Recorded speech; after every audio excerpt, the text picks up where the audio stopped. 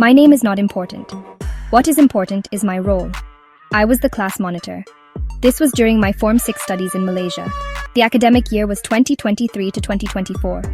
We all started that semester with much hope. We looked forward to learning new things. We wanted to prepare for our future university studies. However, our classroom soon became a place of constant change. It felt like standing on shifting sands. This introduction sets the scene for a semester filled with teacher turmoil. It was a journey through unexpected disruptions. My position meant I saw the impact up close. Our first teacher was Puan Amina. She arrived with a warm smile. Her approach was very supportive. She tried hard to create a nurturing classroom environment. Many students felt comfortable with her quickly. She would often take the time to listen to our worries, not just about studies, but about our lives too. This built an initial sense of connection and trust. We felt she understood us. However, her kindness also came with a very lenient style. Rules were sometimes bent or not strongly enforced. This created a very relaxed atmosphere, perhaps a bit too relaxed for effective learning. This leniency soon presented challenges. Some students began to take advantage of Puan Amina's gentle nature. They would arrive late for class. A few even skipped lessons without good reason. Puan Amina found it difficult to be firm. She struggled to enforce discipline consistently. As a result, the classroom sometimes felt a bit chaotic. As class monitor, I tried my best to help. I would gently remind my classmates about classroom rules and respect. But it was a difficult task without strong, consistent backing from the teacher. Our studies started to suffer a little from these ongoing disruptions. Then came the first real shock. Puan Amina was leaving. We were told her departure was due to disciplinary issues. It was not about her own conduct. It was about her struggles in managing the class effectively. We felt a mix of sadness and confusion. We had only just started to build a good relationship with her. The school did not provide us with much information. We felt left in the dark, unsure of what was happening. This was our first significant experience of instability. It marked the beginning of a very unsettling period for all of us in the class. Soon after Puan Amina left, Mr. Tan arrived. His style was a complete contrast. Mr. Tan was very strict from the very first day. He made it clear that he valued discipline and academic rigor above all else. He introduced many new rules for the classroom. He expected complete silence during lessons unless he asked a question. There was no room for the leniency we had known before. Mr. Tan rarely smiled. He maintained a very formal distance from us students. The atmosphere in our classroom changed overnight. It went from being overly relaxed to feeling very tense and quite rigid. The impact of Mr. Tan's strictness was varied among the students. Some of my classmates actually welcomed the new order. They felt that Puan Amina had been too soft. They believed Mr. Tan's firm hand would improve our focus and learning. However, many other students felt intimidated by him. They became afraid to ask questions in class. They worried about making mistakes and facing his disapproval. The warmth and approachability we had felt with Puan Amina were gone. Mr. Tan focused almost entirely on academic results.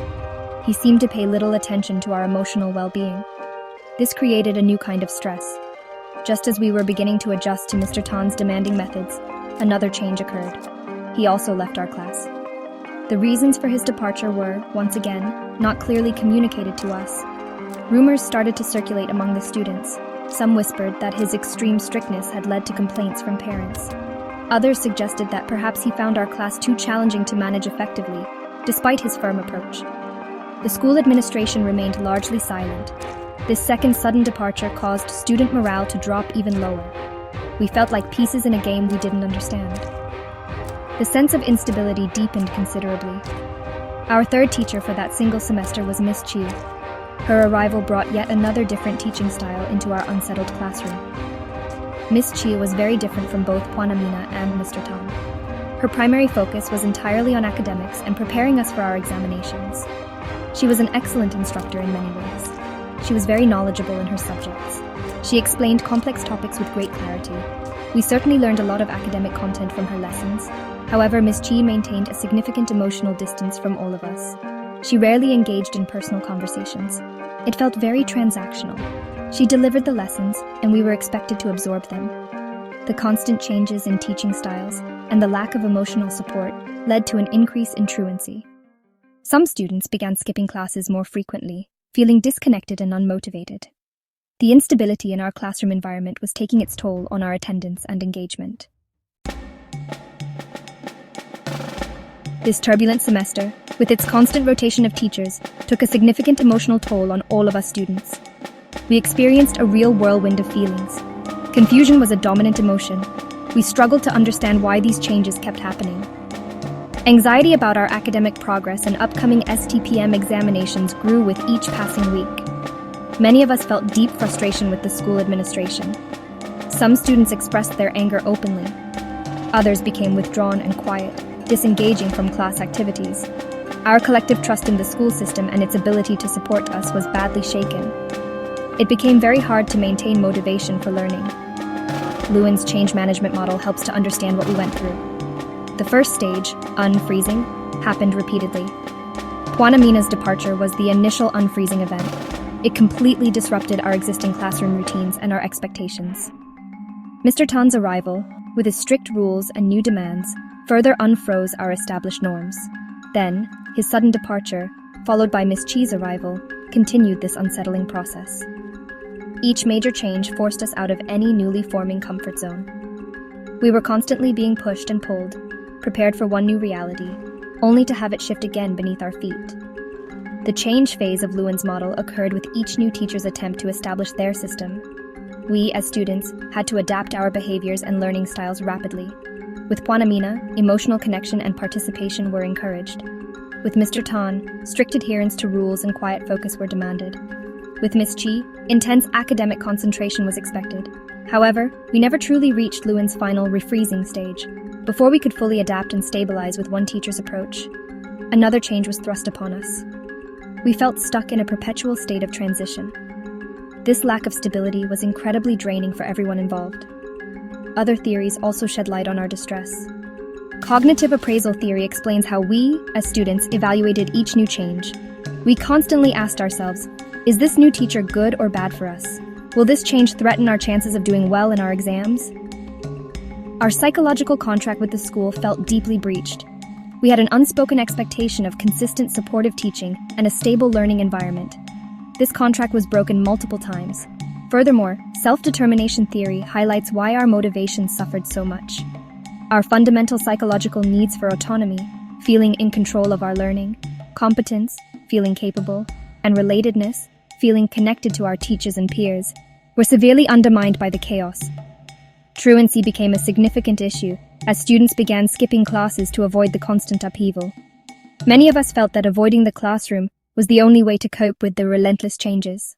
This led to a cycle of disengagement and further academic decline, exacerbating the chaos we were already experiencing. Several key challenges defined this incredibly turbulent semester for our Form 6 class. The most significant and damaging challenge was the profound lack of clear communication from the school administration. Important decisions about our teachers were made without any proper explanation to us, the students. This left us feeling uninformed, unimportant, and completely disregarded.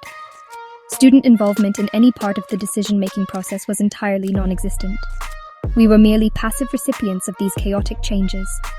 Furthermore, the absence of consistent leadership, both at the individual teacher level and from the school management, created a large vacuum. This made it very difficult to build any sense of predictability or trust. This constant upheaval directly and negatively affected our academic performance. It was incredibly difficult for any of us to maintain focus on our studies. So much of our mental and emotional energy was consumed by just trying to adapt to new teachers, new rules, and new expectations. Stress levels among students were consistently high throughout the semester. Many of my classmates reported feeling overwhelmed and deeply anxious about their upcoming STPM examinations. Consequently, overall academic engagement suffered, and for some, grades began to slip. We worried that our future university prospects were being jeopardized by circumstances far beyond our personal control. This was a heavy burden to bear.